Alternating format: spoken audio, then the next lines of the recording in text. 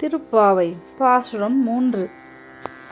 ஓங்கி உலகளந்த உத்தமன் பேர் பாடி, ஓங்கி உலகளந்த உத்தமன் பேர் பாடி, நாங்கள் நம் பாவைக்கு சாற்றி நீராடினால், நாங்கள் நம் பாவைக்கு சாற்றி நீராடினால், தீங்கின்றி நாடெல்லாம் திங்கள் மும்மாறி பெய்து, தீங்கின்றி நாடெல்லாம் திங்கள் மும்மாறி பெய்து, ஓங்கு பெரும் சென்னல் ஓடு கயலுகள, ஓங்கு பெரும் சென்னல் ஓடு கயலுகள, பூங்குவளை போதில் பொறி வந்து கண் படுப்ப, பூங்குவளை போதில் பொறி வந்து கண் படுப்ப, தேங்காதே பொக்கியிருந்து சீர்த்த முலை பற்றி, தேங்காதே பொக்கியிருந்து சீர்த்த முலை பற்றி, வாங்க குடம் நிறைக்கும் வள்ளல் பெரும் பசுக்கள், வாங்க குடம் நிறைக்கும் வள்ளல் பெரும் பசுக்கள், நீங்காத செல்வம் நிறைந்தேலொரும் பாவாய், ஓங்கி உலகளந்த உத்தமன் பேர் பாடி. முந்தைய பாசுரத்தில் பார்க்கடலில் பையத்துயன்ற பரமனடி பாடியவர்கள் இப்பொழுது ஓங்கி உலகளந்த உத்தமனடியை பாடத் தொடங்கினார்கள். ஓங்கி உலகளந்த உத்தமன் என்ற தொடர் ஓர் உயர்ந்த உள்ளீட்டினை கொண்டுள்ளது. வாமன அவதாரத்தை இத்தொடர் குறிப்பிடுகின்றது. குள்ளனாக வந்து செருக்குற்று திரிந்த மகாபலி சக்கரவர்த்தியிடம் 3 அடி மண் கேட்டான் மாயோன்.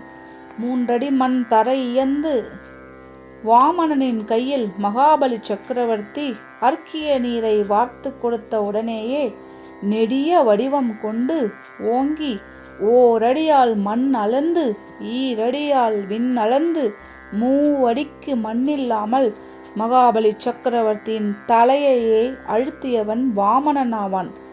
குள்ளனாய் வந்து கள்ளனாய் நின்று திருவிக்கிரம அவதாரம் எடுத்த திருமாலின் சீரினை எடுத்த எடுப்பிலேயே ஓங்கி உலகளந்த உத்தமன் என்று பாடுகிறார்கள். பிறருக்காக தன் வடிவை குறுக்கி தேவர்களையும் மனிதர்களையும் வாழ்வித்த திறத்தால் நெடுமால் உத்தமன் ஆகின்றான். தான் அழிய தான் மாறியாகியும் பிறர் வாழ வேண்டும் என்று பணி செய்பவனே உத்தமன் என்கிறார் வியாக்கியான சக்கரவர்த்தியான பெரியவாச்சான் பிள்ளை.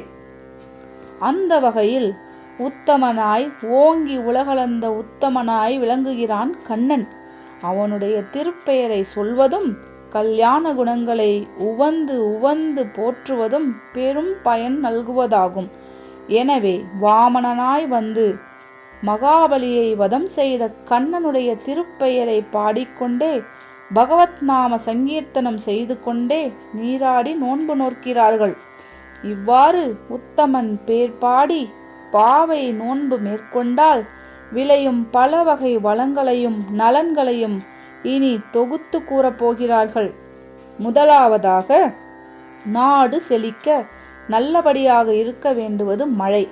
எனவேதான் தெய்வத் புலமை திருவள்ளுவர் கடவுள் வாழ்த்துக்கு அடுத்து வான் சிறப்பு என்னும் அதிகாரத்தை வைத்தார். மழையின்றேல் பசும் புல்லும் முளைக்காது என்றும் கடவுளுக்கு பூஜை முறையாக நடைபெறாது என்றும் திருவள்ளுவர் சொன்னார். நாட்டில் எந்த தீங்கும் ஏற்படாமல் இருக்க வேண்டும்.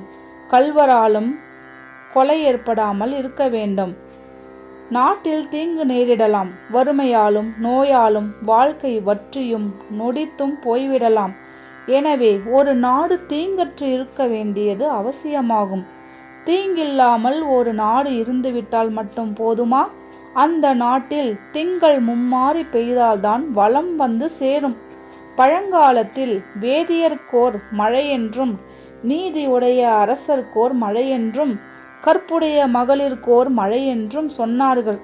9 நாள் வெயிலும் 1 நாள் மழையுமாக மாதத்தில் 3 நாள் மழை பொழிய வேண்டும் என்கிறார்கள். ஏனென்றால் 3 நாள் தொடர்ந்து அல்லும் பகலுமாக மழை பெய்து நாடெல்லாம் வெள்ளக்காடாகி போகுமானால் அதனால் மக்களும் விலங்குகளும் துன்பமே அடைவர். தொடர்ந்து ஒரு மாதத்தில் 27 நாட்களும் வெயிலே அடிக்குமானால் அந்த வெயிலின் கொடுமை தாங்காமல் மக்களும் துன்புறுவர். எனவே 9 நாள் வெயிலும் 1 நாள் மழையும் என்று இடையிட்டு வெயிலும் மழையும் ஒரு மாதத்தில் அமையுமானால் அந்த மாதத்தில் வெப்பமும் தட்பமும் கொடுமையும் குளிர்ச்சியும் அளவாக அமையும். இதைத்தான் திங்கள் மும்மாறி பெய்து என்று ஆராய்ச்சியாளர்கள் கூறினர். திங்கள் மும்மாறி பெய்தால் மழை வளம் பெருகி வளம் மிகுந்தது. நெற்பயிர்கள் வயல்களில் ஓங்கி வளர்ந்தன.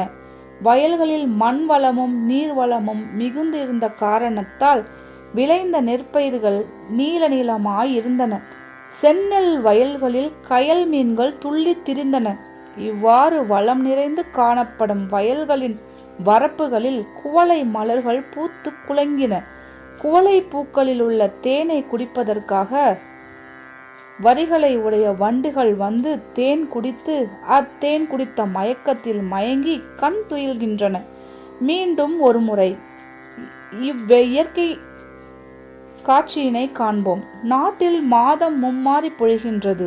நீர்வளம் மிகுகின்றது. வயல்களில் செந்நெற்பயிர்கள் மிக உயரமாக வளர்கின்றன. அந்த வயல்களில் அடியில் தங்கியிருக்கும் நீரில் வாழும் கயல் மீன்கள் நெற்பயிர்களின் இடையே தாவி குதிக்கின்றன. வயலோரத்தில் வளர்ந்திருக்கும் குவளை பூக்களில் வண்டுகள் தேன் குடித்துவிட்டு மயங்கி அக்குவளை பூக்களையே படுக்கையாக கொண்டு உறங்குகின்றன. இவ்வாறு ஓங்கு பெறும் செந்நெல் ஊடு கயல் உகல பூங்குழலை போதில் பொறிவண்டு கண்படுப்ப என்பது ஓர் அழகான இயற்கை வர்ணனை சித்திரமாகும். பிரிதொரு காட்சியினை நம் கண்ணை கவரும் வகையிலும் நம் எண்ணத்தில் சிறந்து நிற்கும் நிலையிலும் கோதை நாச்சியார் கொண்டு வந்து காட்டுகின்றார். ஆய்ப்பாடியில் உள்ள பசுக்கள் வள்ளல் பெரும் பசுக்கள் ஆகும். ஏன்? பசுக்களின் மடியிலிருந்து பால் சுரக்கும் இடையர்கள் சலித்து கொள்ளாமல் ஒரு நிலைப்பாடுடன் கூடிய பசுக்களின் பருத்த மடிகளை பற்றி இழுக்கிறார்கள்.